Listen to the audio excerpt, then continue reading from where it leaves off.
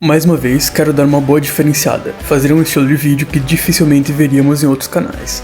Para tentar mudar ao máximo o conteúdo, nesse vídeo, vamos analisar e reagir a dois vídeos de canais gringos, sobre Goku vs Saitama. Como os vídeos foram feitos em inglês, novamente eu vou legendar para vocês, e assim podemos ampliar os vídeos e batalhas entre personagens, pois mesmo quem não entende sobre a língua inglesa, poderá ver esse vídeo e entender, e sabemos que não existem tantos canais brasileiros focados em batalhas entre personagens, então podemos adquirir mais conhecimento através disso. Caso goste do estilo do vídeo, se inscreva no canal, deixe o like e comente vídeos que eu poderia analisar ou temas de vídeo que gostariam de ver eu fazendo. Dito isso, vamos para a primeira parte do vídeo. Imagine that you just finished reading the original Dragon Ball manga and watched Goku grow up from some naive kid in the jungle who didn't even know what a girl was to fighting a god-slaying demon with the whole universe cheering for him near the end, and then going to raise its reincarnation, named Oob, as the strongest person in the whole universe looking for more. However, many years or chapters it took afterwards, you then begin your next read-through of a new series. You go in expecting another journey of growth like many shonen you've seen already, but this time, instead of starting from the bottom, this character is already at the top. A character who is already the strongest in the story from the get-go. A second lap for shonen fans that shouldn't have to start over. If you were to throw Goku at the end of the story and pit him against the terrible Demon King Piccolo, the dominator of the universe Frieza, or the culmination of the past generation in Cell, Goku should be able to deal with them in one punch, if not even less maybe.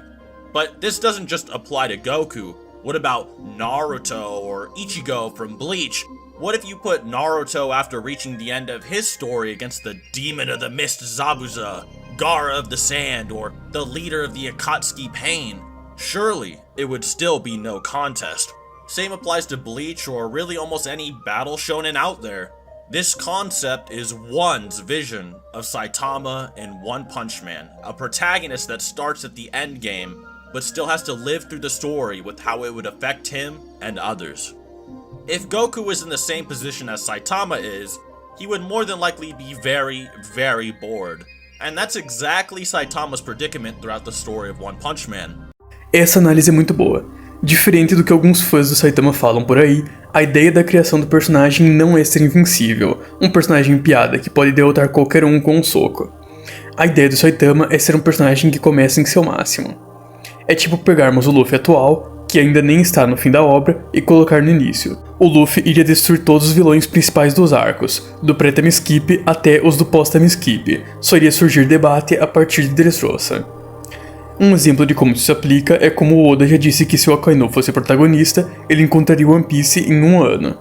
Isso acontece porque ele teria todo o seu poder e experiência atuais, derrotando com extrema facilidade a maioria dos oponentes, e por ser protagonista, acabaria evoluindo rapidamente para superar todos da obra. Dito isso, a maioria dos protagonistas de Shounen seriam extremamente fortes em relação ao seu próprio verso, caso pegássemos a versão final deles na obra. Não é impressionante o Saitama derrotar todos os vilões com um soco, apesar de ser um roteiro totalmente revolucionário por parte do One, o autor de One Punch Man. Murata often compares Goku and Saitama as two carefree characters that live for the excitement, but are often too strong for the people around them. And whenever you see them, you feel as though everything will be okay. But even though Murata, the artist of the One Punch Man manga, compares them, how would they actually stack up against each other in a fight, or even just comparing their stories? Would it be over in One Punch? One Punch Man is an ongoing series, so it's impossible to say for certain what Saitama's max limit in combat is, nor am I gonna act like I know it. But that doesn't stop people from arguing about this subject, and if someone put a questionable device to my head and forced me to answer, or else, this is what I would say. Whether it be potential King Piccolo jokes or possible Attack on Titan references, Saitama has one-shotted many creatures in the story, regardless of whether or not they can destroy entire cities or mountains with no effort, and no matter what heroes these monsters defeated beforehand or struggled with, Saitama almost and not purposely seems to undermine everyone else with how effortlessly he disposes of every serious threat that everyone risks their lives fighting.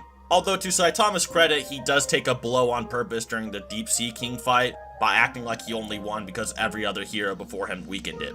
Even the dominator of the universe, who can either blow off the surface of the planet or destroy entire stars, depending on what guidebooks and translations you use, yada. Na verdade, essa questão do Boros, destruir uma estrela, é um erro de tradução feito nos guias. Para explicar isso, eu já fiz um shorts há um tempo atrás explicando melhor, então vou deixar com vocês agora. Boros é capaz de destruir uma estrela ou um planeta. Para sustentar essa ideia, usam comumente esse guia, que afirma que o ataque de Boros iria destruir uma estrela. Na verdade, isso é bem irônico considerando que esse guia se referia ao ataque que ele usaria contra o Saitama, e isso seria no planeta, mas vamos entender melhor. No guia em japonês é usado o kanji Roshi, que pode ser usado tanto para estrelas, quanto planetas, e é o mesmo kanji usado no mangá. No mangá é dito, vou liberar toda a minha energia e destruir a superfície do planeta, junto com você. Em planeta, é usado o kanji Roshi, que novamente é válido para estrelas e planetas, mas nesse contexto, ele está falando de onde Saitama e Boros estão lutando, então é o próprio planeta, e como é o mesmo kanji do guia, é apenas o planeta também, e mais especificamente, apenas a superfície dele, já que a citação do mangá se refere à superfície, e a do guia estava descrevendo a do mangá, então basicamente o mangá contextualiza a forma de destruição. Vou deixar o link do vídeo na descrição caso vocês queiram assistir. De qualquer jeito, acho que deu pra entender por que a tradução para estrela está errada. Isso acontece pela ambiguidade do kanji e falta de contexto, o que acaba gerando uma tradução incoerente para o tradutor. Como esse vídeo é um pouco antigo, não tem todos os feitos que precisamos para analisar essa batalha, mas eu queria colocar alguns pontos bem importantes para o assunto desse vídeo. E agora eu vou analisar outro vídeo mais atual para isso, então já podemos começar. Goku versus Saitama. One of the most heavily debated topics of all time is the matchup between the man with the power of a god versus the mortal with the form the gods cannot reach. Both of these characters are regarded as the pinnacle of strength, but what would happen if an unstoppable force clashes with an immovable object? Who would win? Son Goku versus the One Punch Man. Saitama, a human who gains the power of a god and has the ability to defeat all of his opponents in one punch. Saitama's character is described as being an endgame protagonist placed at the beginning of the series. Saitama was able to break his limiter by following this near impossible training regimen: 100 push-ups, 100 sit-ups, 100 squats, and a 10-kilometer run every single day for 3 years straight. As a result, the limit that was placed on all beings was broken, allowing Saitama's strength to grow without an end in sight. With this power in his hands, Saitama cannot lose. But among the stars is another being who's become bored fighting weak opponents and wants a challenge. Boros, an alien from space known as the dominator of the universe, has his targets locked on Earth coming for one man. Boros and Saitama are face to face, and now it's time to see who's the strongest. Boros comments on Saitama's power, saying he has immeasurable strength, and Saitama at this point in the series has defeated every single monster with a single punch. However, Boros is different. Saitama punches Boros and he's able to survive, shattering Boros' armor that was limiting his immense power. Boros kicks Saitama to the moon, and Saitama performs his best feat of the series as he's able to jump from the moon to the earth, which will require him to be moving about 299,792 kilometers per second, or the speed of light. Boros decides it's time to finish this, and Saitama couldn't agree more as Boros charges up his most powerful attack called the Collapsing Star Roaring Cannon, which he states his blast can destroy the entirety of the planet's surface. Saitama finally showing us a glimpse of his strength as he uses his Serious Punch. The shockwave from Saitama's punch alone was enough to obliterate Boros' Collapsing Star Roaring Cannon and even split the Earth's atmosphere. Boros states that Saitama was still holding back, and now Saitama is once again alone in the universe as the strongest in existence. Saitama ends up fighting against Garo, a human whose goal is to become a monster himself, and his passion to achieve this goal literally allows him to do it, falling to the darkness of his desires, and becomes Monster Garo. Garo in his fight with Platinum Sperm is able to fight so fast that their movements are happening within fractions of a second, with their speed being calculated 200 times faster than light. Garo is Calma lá, 200 vezes a velocidade da luz? Muita gente reclama, no canal, do uso de cálculos, que eu costumo mostrar e explicar vários deles, mas quem não usa é basicamente isso, baseia a velocidade em achismo. Assim como nesse vídeo, onde ele joga o valor de 200 vezes a velocidade da luz sem explicar os motivos, as pessoas que simplesmente querem negar a matemática costumam se basear em valores aleatórios e sem base nenhuma. Por exemplo, falando que Luffy e Naruto têm ambos a velocidade da luz, então são iguais em velocidade, sem precisar analisar feitos e coisas da obra, já que rejeitam a matemática e se baseiam em opinião pessoal. O problema é que números são literalmente axiomas que não podem ser alterados, mas de qualquer jeito, o ponto é que esse 200 vezes foi totalmente aleatório no vídeo. E esse feito do Garou e esperma platinado chega até no máximo FTL, já que precisamos calcular por pixels a distância da constelação formada, que daria mais de 1 milhão de metros para cada um, e dividindo pelo tempo declarado, teríamos apenas pouco mais de 4 vezes a velocidade da luz. Dito isso, podemos prosseguir no vídeo. Garou is able to arrive in the presence of God, the creator of all things and the controller of all of time and space. God offers him some of his power and all Garou has to do is take his hand. Garou declines and slaps his hand out of the way, but even that slight touch between God and monster produces something terrifying. When Garou arrives back down on Earth, he's not a monster anymore. He's a god. Garou defeats all of the heroes and Saitama arrives on the battlefield just in time to see Garou punch a hole through Genos' core. Now we finally see why Saitama holds back. Holding his friend's core in his hand, the only thing Saitama can think about now is serious punch. Saitama attacks Garou with his most powerful punch, and if it lands, Garou will be erased from existence. Garou decides the only way to match Saitama's power is to match Saitama's power. Garou copies Saitama's strength and winds up his own serious punch, with Blast sensing the energy they're about to release and states that they're going to destroy the planet. When their clash connects in space, it launches Garou and Saitama into deep space, landing them on one of Jupiter's moons. But in the opposite direction, they left a hole in space. Novamente vemos o feito do buraco no espaço, que eu já falei muito. Bom, eu vou esperar ele terminar de explicar, mas prestem bem atenção em um ponto. Ele afirmou que a energia do soco enviou Saitama e Garou para a lua de Júpiter, e na direção oposta que teria sido causada a destruição nas estrelas. Eu vou abordar isso daqui a pouco. This punch was labeled Serious Punch Squared, and seeing as they were able to destroy all the stars within this radius, and using inverse square law, we can see that this punch generated multi-galaxy levels of power. Novamente, um valor jogado sem cálculo base, provavelmente pego de algum server aleatório do Discord que tentaram ao máximo wancar esses valores. Esse feito chegaria em Multi-Solar System a no máximo Galaxy se realmente tivesse destruído estrelas, mas de qualquer jeito, lembram que ele falou que o lado oposto de onde o Saitama e Garou foram jogados foi o que resultou no buraco no espaço? Sabemos que Garou e Saitama foram jogados na lua de Júpiter, e reparem no ângulo da lua onde temos a cratera do God. Basicamente, a perspectiva mostra que essa direção que o Garou está olhando é a mesma direção da borda da esquerda do ataque. Isso significa que o Garou está olhando para onde o ataque foi disparado, de acordo com esse vídeo, mas literalmente as estrelas estão todas lá. Se a explosão realmente destruiu as estrelas na direção oposta do Garou e Saitama, por que diabos todas as estrelas estão lá? Pois é, isso nem os fãs do Careca sabem explicar. Sabemos que quando uma estrela é destruída, levam milhares de anos para a luz final delas chegar até nós. Isso porque as mais distantes estão a milhares e milhões de anos-luz da Terra, e nós enxergamos as estrelas apenas através da luz delas, que chega até a nossa retina. Ou seja, esse buraco não é uma evidência válida para afirmar que o Saitama e Garou destruíram estrelas, porque se tivessem destruído, nós ainda veríamos as estrelas. Apesar disso, vocês poderiam argumentar que o buraco está visível porque o ataque do Garou e Saitama destruiu todas as partículas de luz no caminho até as estrelas, o que faria de fato abrir um buraco no céu, mas o buraco deveria ser permanente, enquanto, como eu acabei de provar, as estrelas estavam de volta no fim da luta, ou seja, eles dispersaram os fótons apenas em uma certa distância da Terra, mas ao final da luta, os fótons já tinham alcançado novamente a Terra e as estrelas estavam lá. Ah, mas você está tentando aplicar leis da física em anime? One Punch Man não segue leis da física. O Murata desenhou um buraco no céu porque era para destruir estrelas. Não importam as leis da física. Leis da física? Muita gente realmente vem falar nos comentários que eu estou aplicando leis da física indevidamente. Agora me digam, as estrelas estarem no céu é uma lei da física? Porque literalmente o próprio Murata prova que as estrelas não foram destruídas a partir do momento em que elas aparecem no exato mesmo lugar que supostamente haveria explosão. O que significa que foi apenas uma distorção de fótons, o que é deixado evidente no mangá quando mostra a explosão omnidirecional gerada pelo ataque, e podemos ver fótons sendo dispersados.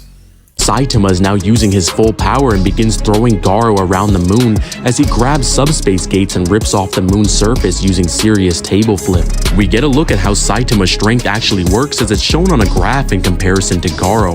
We see that Saitama has finite jumps, however, there's no end. The manga confirms its exponential growth, meaning he continuously gets stronger without limit rather than literal infinite mass punches. He grows so exponentially fast that Garo can't copy his strength, and Saitama catches one of Garo's punches, and what happens next? Well, Saitama sneezes and the force of his sneeze is powerful enough to destroy Jupiter. Garo kicks Saitama to the sun and tries to escape to Earth, but Saitama uses a serious fart and moves massively faster than light and is able to catch up to Garo. Yes, Garo teaches Saitama a technique that allows him to travel back in time, saying that if anyone can master the power of God without taking his hand, it's you. Saitama is launched backwards in time, the reversal of causality, and performs a feat that not even the One Punch Man can do, ending a fight in 0 punches. Saitama would scale to multi-galaxy with massively faster than light speeds. A parte do MFTL até está certo, mesmo que com um cálculo diferente, mas multi-galaxy, o Saitama não chega nem minimamente perto como eu acabei de explicar. But how does this compare to the hope of the universe? Son Goku, a Saiyan from Earth whose goal is to become the strongest mortal in the multiverse. Even before the divine events of Dragon Ball Super, Goku's strength was ridiculous, as he was able to surpass characters like the Emperor of the Universe Frieza, who while holding back the force of his blast still had enough power to destroy Namek, with the explosion being so powerful that it was seen outside of the galaxy, which grants him multi-solar system levels of power, and even has multiple statements and guides that say Frieza could destroy the entire universe in his second form alone. Surpassing perfection, Perfect Cell, who as well as Frieza has statements of being able to destroy the entire universe, and was stated multiple times that he has infinite and bottomless strength. É bom observar que alguns tentam nerfar o Cell, a Solar System, por dizer que ele poderia destruir o sistema solar, sendo que nunca é estabelecido isso como um limite. É tipo tentar usar a citação do Blast, de que o Saitama poderia destruir a Terra, para dizer que ele não passa de planetário. Até porque, na verdade, o Cell nem mesmo usou o máximo da capacidade destrutiva que possuía. A única vez que ele teve a intenção de destruir tudo sem se importar com a destruição ao seu redor foi na sua autodestruição, onde o mesmo causou a distorção no outro mundo e é evidenciado que ia destruir o universo, pois o Goku, ao chegar com o Cell no outro mundo, diz que não havia outro lugar para o qual ele pudesse levar o monstro, sendo que ele poderia facilmente se teletransportar para Namekusei, que fica do outro lado do universo, ou literalmente em qualquer outro lugar do universo, o que implica que ele afetaria o universo inteiro. Além disso, mesmo se nesse ataque ele estivesse usando 100% do seu poder, isso é AP e não DC, ou seja, apenas potência de ataque e não capacidade destrutiva. Mesmo que o Cell não seja capaz de destruir o universo, ele escala acima das citações do Frieza em relação à capacidade de destruir o universo, e o Akira já deixou bem explícito o controle de Ki na obra, por exemplo, no Daisenshu, que diz: ele coloca a mão em frente e depois emite uma explosão de Ki na palma da mão. Esse Ki é condensado em um grande pedaço e pode causar grandes danos dentro de um alcance específico, ou seja, eles podem basicamente comprimir o alcance dos ataques para causar pouca destruição. Da mesma forma que o próprio Akira afirmou que os personagens vencem batalhas aprendendo a focar e controlar o seu tamanho de Ki.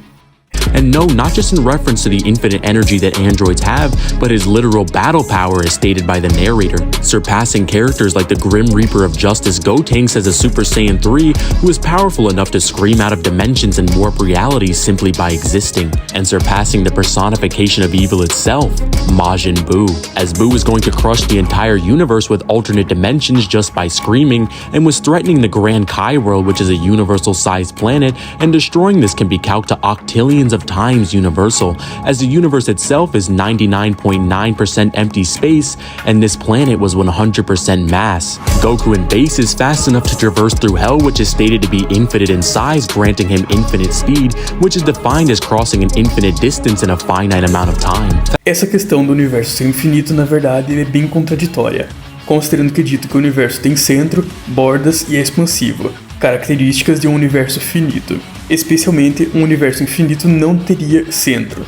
Todos os lugares seriam o centro, e ser infinito é justamente não ter bordas. Fast forward to Dragon Ball Super, Goku is the strongest fighter on Earth and is now face to face with a god of destruction who is in search of a being that will be his rival, a Saiyan enveloped in divine energy. a Super Saiyan God. Beerus is so powerful that he's able to humiliate Super Saiyan 3 Goku and defeat him in only 2 blows, with Goku stating that not even fusion would be enough to beat Beerus, and the only way to win is to find this Super Saiyan God. Shenron tells Goku that the original Super Saiyan God required a ritual for him to obtain his power. 5 pure-hearted Saiyans must infuse their light into a 6th. Putting all of their trust into the hope of the universe, Goku is enveloped in a blue light, and what comes out is a Saiyan who has reached divinity. Super Saiyan God. Goku and Beerus have their battle of the gods, and their fight goes higher and higher as Goku is learning to control this new pool of energy. Goku and Beerus clash, and the shockwaves from their punches are going to destroy everything, not just the living universe, but the entirety of Universe 7, with Universe 7 consisting of 7 different space-times that house their own realms, with the afterlife in particular being stated in the Dragon Ball Daizenshuu 4 World Guide to be a transcendental realm that goes beyond the living universe, and was stated in the Dragon Ball Super Exciting Guide to be beyond the concepts of space and time multiple times. Essa questão do afterlife, ser transcendental e além do espaço-tempo é justamente por ser metafísico, já que é literalmente um mundo espiritual, que não tem nada a ver com dimensionalidade ou coisa do tipo. Então essa parte não faz realmente sentido. Apesar disso, já foi dito que existem barreiras dimensionais que separam os 3 reinos, e que viajar para o reino Kaioshin sem teletransporte não é possível, e o universo 7 e a vida após a morte são separados pelo espaço-tempo.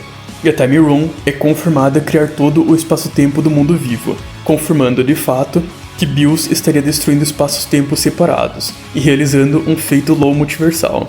Goku loses his god form, but the power isn't lost and instead infuses itself into Goku's being, meaning Goku has this universe-crushing power in his base form and is able to stack Super Saiyan 1, 2, 3, and even God on top of this, with Super Saiyan being 50 times stronger than his base form, Super Saiyan 2 being 100 times stronger, Super Saiyan 3 being 400 times stronger, and Super Saiyan God being millions of times stronger than base form Goku. O Super Saiyajin 1, 2 e 3 realmente têm seus multiplicadores declarados em Daizenshuu, mas eu realmente não sei a base para 1 milhão de vezes na forma God, então acredito que não faça muito sentido.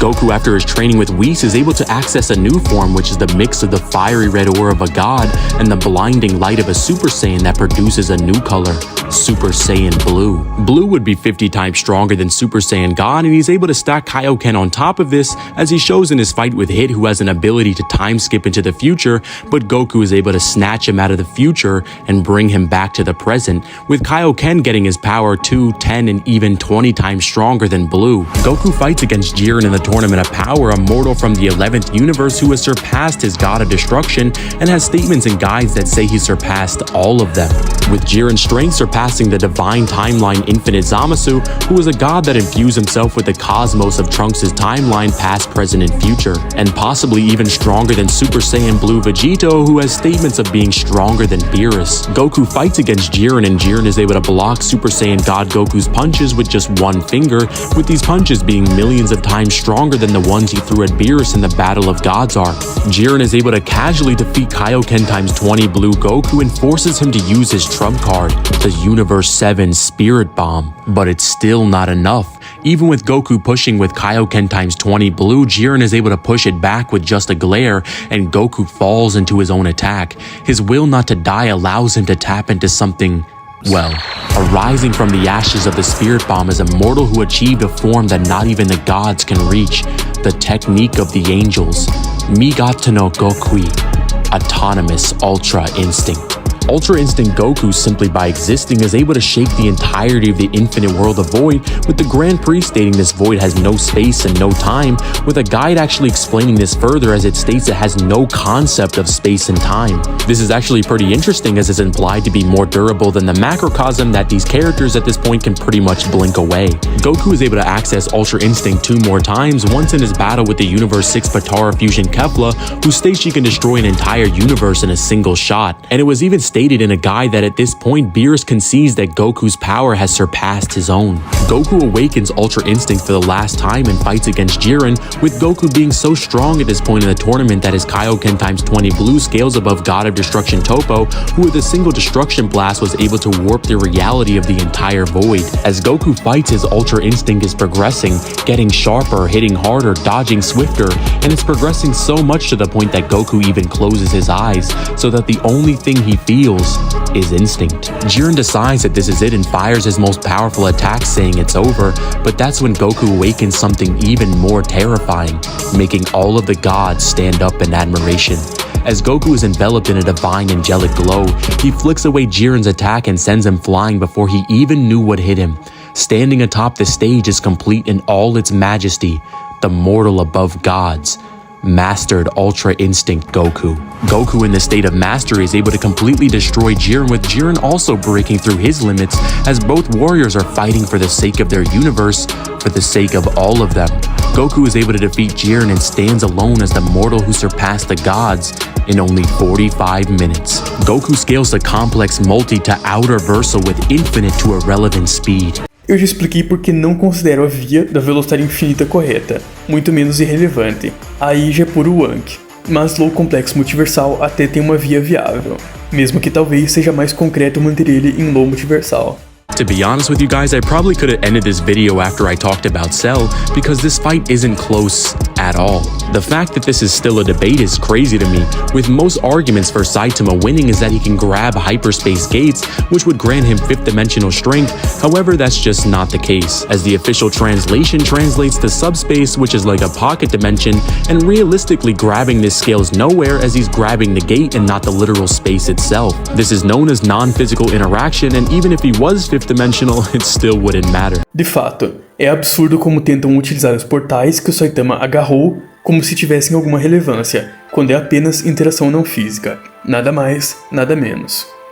Não tem relevância alguma em uma luta. Qualquer personagem de anime tem interação não física. Um exemplo disso é o All Might, em Boku no Hero, sendo capaz de socar seres feitos de pura energia, ou o Luffy sendo capaz de atingir com socos o próprio elemento de fogo. Mas, por algum motivo, apenas o Saitama é exaltado por sua interação não física, como se fosse uma Toon Force quando é apenas um hacks extremamente básico. Another argument is that Saitama has a measurable speed because he was able to reverse causality, which, no. This Zero Punch move is a technique that was taught by Garo that allows him to time travel, and Saitama confirms this himself by saying that Garo's martial arts are amazing while going back in time, and to put the nail in the head, he completely forgot how to use the technique when he merged with his past self.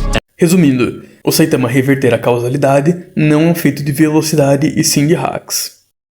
Probably the most popular of them all is that Saitama has infinite strength, which the manga actually disproves, as Saitama states himself that he's using his full power, and we see his strength grow in finite jumps as there are points on the graph. If his strength was truly infinite, there would be no points on the graph and it would be stretching on for infinity, but even granting Saitama having literal infinite power, it still wouldn't matter, and he gets put on a t-shirt by base Goku. I guess we finally know who wins between the unstoppable force and the immovable object, because the unstoppable force was never unstoppable to begin with.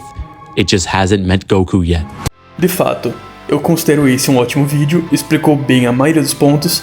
Eu discordo de vários pontos levantados, como eu expliquei nesse vídeo, mas de qualquer jeito, o fato de que a diferença de forças entre Goku e Saitama é absurda é inegável e evidente, e acredito que tenha sido possível perceber nesse vídeo. Então espero que tenham gostado e nos vemos em um próximo vídeo.